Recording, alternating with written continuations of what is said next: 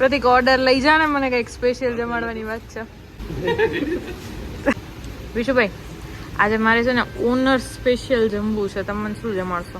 Honour special front leg right shoulder up last ball में 5 last ball में 5 run चाहिए Virat Kohli strike पे 12 कोशिश पूरा मैदान सुन चुन पूरी अच्छा કવાયત ચાલુ છે. હેલો નબીન. વિશુભાઈ, એક વખત મેં રીલમાં એવો શબ્દ વાપર્યો હતો કે ખદડા જેવી દહીં તીખારી. પ્રતિક ઓર્ડર લઈ જા ને, મને કઈક સ્પેશિયલ જમાડવાની વાત છે. વિશુભાઈ, આજે મારે છે ને ઓનર સ્પેશિયલ જમવું છે. તમે મને શું જમાડશો? ઓનર સ્પેશિયલ જમાડી સાજે. પણ શું? તમને ખબર છે પહેલેથી ખાવાનું મારે એવું છે, ઓદો કોદો પડી ખાધા પછી એવી મજા આવે છે ને. બરાબર. ટ્રાય કરો. શું મગાવશો પ્રતિક? આખરી લઈ લે બસ. હવે ગ્રીન ચટણી પણ ભાખરી બે લેજો. બે બે ये वाली रखो प्लेन પ્લેન અને ગોળ.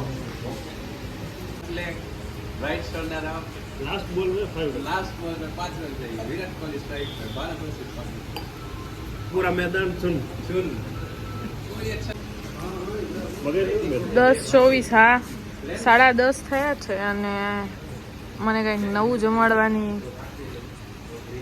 કવાયત ચાલુ છે. હેલો નબીન. प्रतीक मैनेजर रुक 2 मिनट. है मेरी बारी પ્રતિક પીરસે છે હોંશેથી. જોઈએ હવે આ શું થવાનું છે મારી જોડે. આ શું આવ્યું? ઓકે, દહીં તીખારી. હા, તો એ તો ઓર્ડિનરી છે. દહીં તીખારી, ચટણી અને ભાખરી. ઓકે,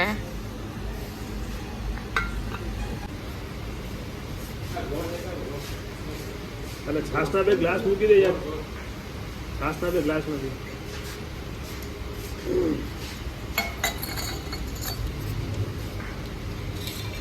જેવી મારી અન્ડરસ્ટેન્ડિંગ છે એ પ્રમાણે વિશુભાઈ ચોડે છે કોદો કરી, અને મારા ખ્યાલથી આ ચટણી પણ એ તીખારીમાં નાખીને મને ખવડાવશે ઓનર્સ ચોઈસમાં. લેટસ સી શું થાય છે. પ્રતિક, મારો ગ્લાસ ન ભર્યો તે. આવું કરે છે મારો MBA મેનેજર. જુઓ તમે, આવું પણ થાય.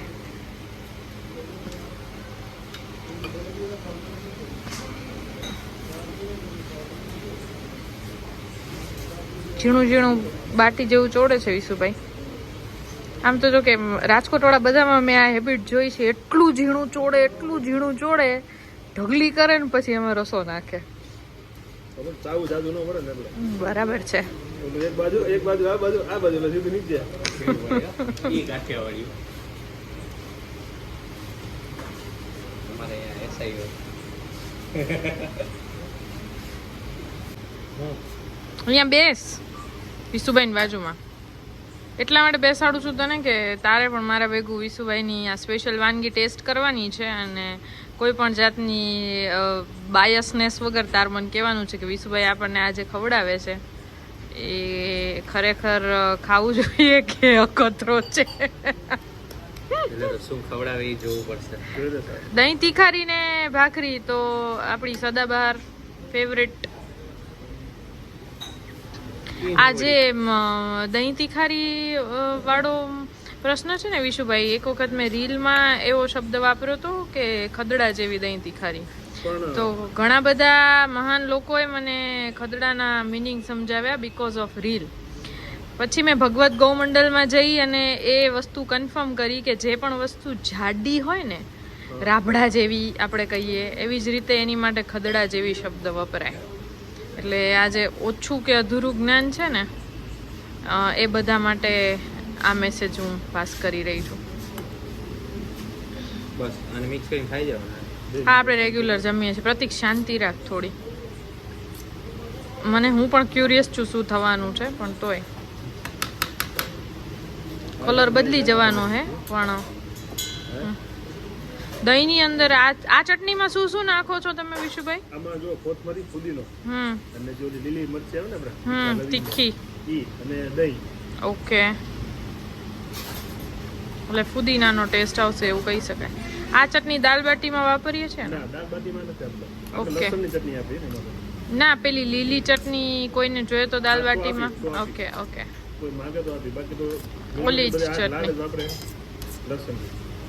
અમદાવાદમાં લાલ લીલી બે ચટણી આપવાનો રિવાજ છે ને દાલ બાટીમાં એટલે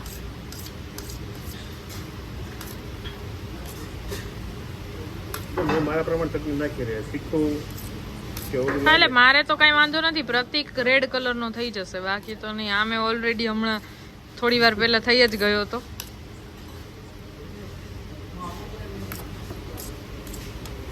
ટેસ્ટ કેવો છે એટલે મેં નહીં એટલે આપ ટ્રાય કરો આપ ખા કે દેખાવ તો હું તો ખાવ હાલો મને કઈ વાંધો નથી મને ગોળ જો લે કા હવે તો ગોળ હાથે જમવાનું જોઈએ જ છે મારે પેલી વખત થોડું કે આ વસ્તુ હું પણ ઉત્સુક છું કેમેરો હાથમાંથી મૂકીને હું પણ એકવાર ટ્રાય કરું પકડીને જ ટ્રાય કરું કા ચલો લે લે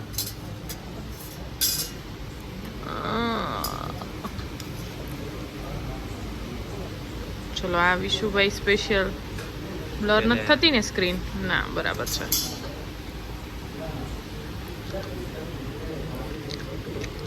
કેવો સારો હોય ટેસ્ટ સારો છે તમે બનાવ્યો તો સારો લાગતો એમાં એવું છે કે આ મિન્ટને લીધે દહીં તીખારીનો ફ્લેવર વધારે એનહાન્સ થાય છે થમ્સ અપ કેમ છે મને તો ગમ્યું જેને દહીં તીખારી ચોળીને ભાવતી હોય ને રોટલી સાથે ઓસમ ટેસ્ટ લાગે હા સોરી ભાખરી સાથે ઓસમ ટેસ્ટ લાગે મને તો ભાવ્યું પ્રતિક હોશિયારી કરે છે આમાં મમ્મીનો મતલબ એમ છે ને ભાવ્યું નથી આ ફાકા મારે કોટે ખોટ મને આમાં થોડું ઓછું રસ પડ્યો હા ક્યાં તને ટૂંકમાં શેમાં તકલીફ ક્યાં પડી એમ એટલે એટલે આ પહેલી વાર ખાધેલું હોય એમ આપણે આવી રીતે ચોળીને બહુ ઓછું he is making face fake expression છે પણ હું તમને રિકમેન્ડ કરું છું જેને પણ દહીં તીખારી અને ભાખરી ચોળીને વાવતી હોય આ મિન્ટની ચટણી સાથે ચૂલોમાં ટ્રાય કરજો અને પછી મને કહેજો કે તમને કેવું લાગ્યું જે વાત થોડી વાર પહેલાં મેં કીધી ને એ જ વાતને હું સ્ક્રીનશોટ સાથે મૂકી રહી છું ભગવત ગૌમંડલની સાઇટ છે અને ખદડા જેવી દહીં તીખારીના શબ્દને પ્રૂવ કરી રહી છું